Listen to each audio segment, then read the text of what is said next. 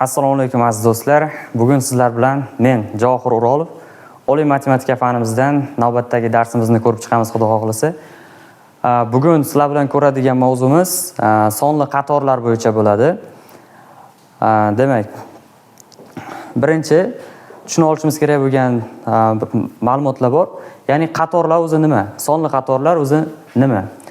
Biz qatorlardan nima maqsadlarda foydalanamiz? Biz bilamizki, qatorlarning o'zi turlari ko'p. Sonli qatorlar, matritsalar, funksional qatorlar bor. Demak, hozir sizlar bilan sonli qatorlarni ko'rib chiqamiz.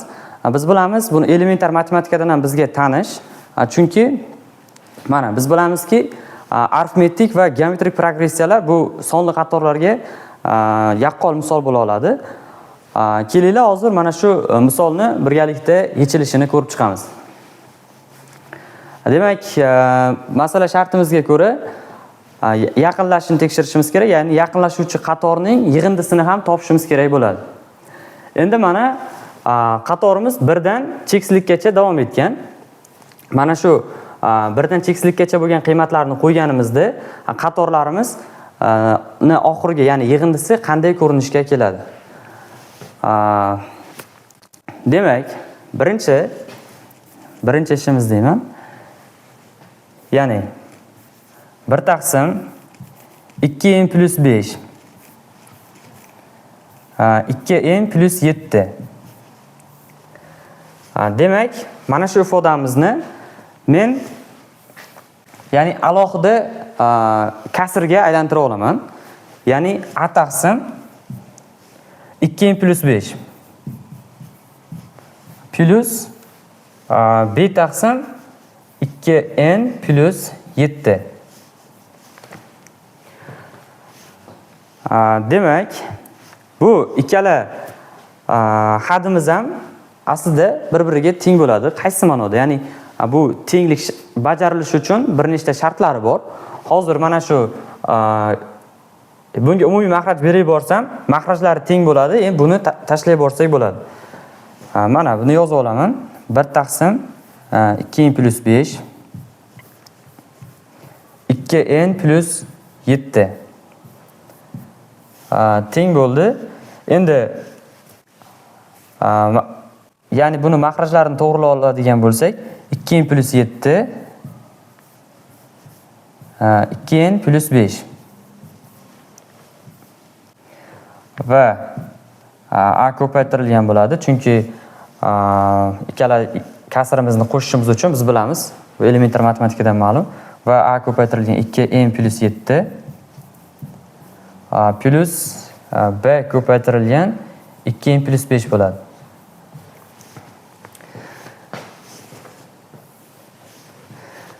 Demak, mana shu joygacha tushunarli bo'lgan bo'lsa, mana bizda makhrajlar bir xil va bu teng bo'lish uchun surati ham bir-biriga teng bo'lish kerak.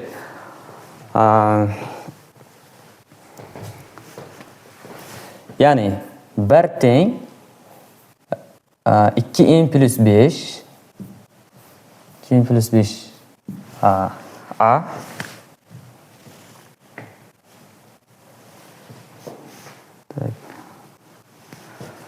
mana 2n plus 7 2n plus 5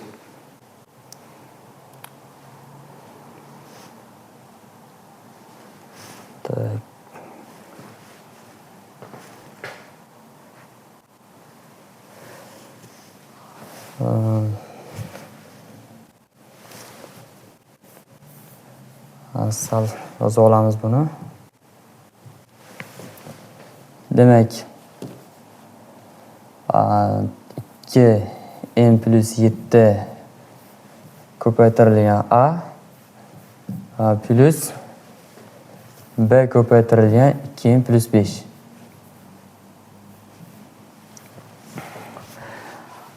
Demak, biz hozir bu yerda a va b ni topib olishimiz uchun qavslarni ochib chiqamiz. Ya'ni 2n a plus 7a plus 2n b plus 5b. 1 teng. Mana bu yerda ham 2n a, 2n b bor.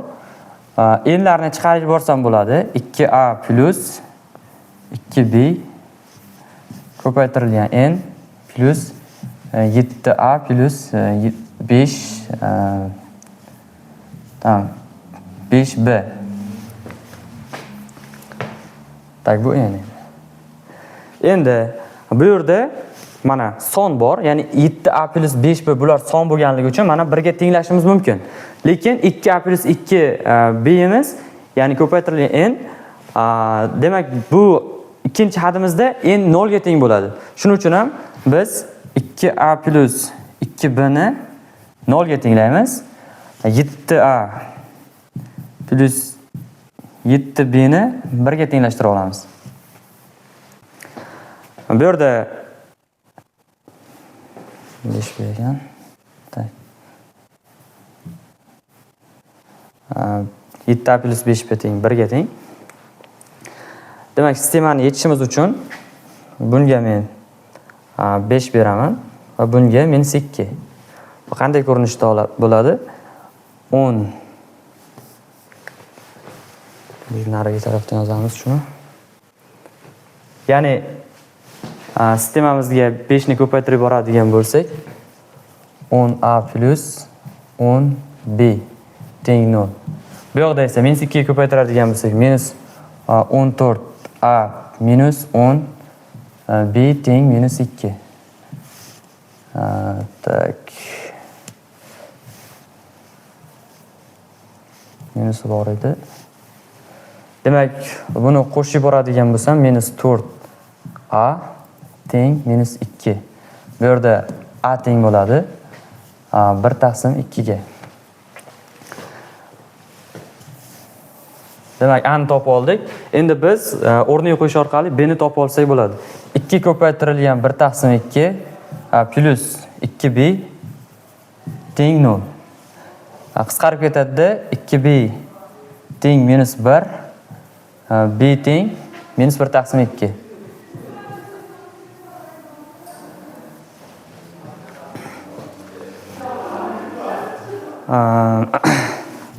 Mana bizda a va b'lar ma'lum. Endi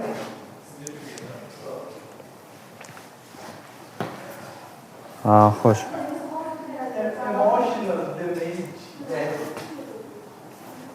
Demak, a va b'larimiz ma'lum. Endi buni o'rniga qo'yamiz. Biz mana bu yerda a taqsim 2 plus 5 plus b taqsim 2 plus 7 bor edi. Endi mana shularni o'rniga haqiqiy qiymatini qo'yamiz.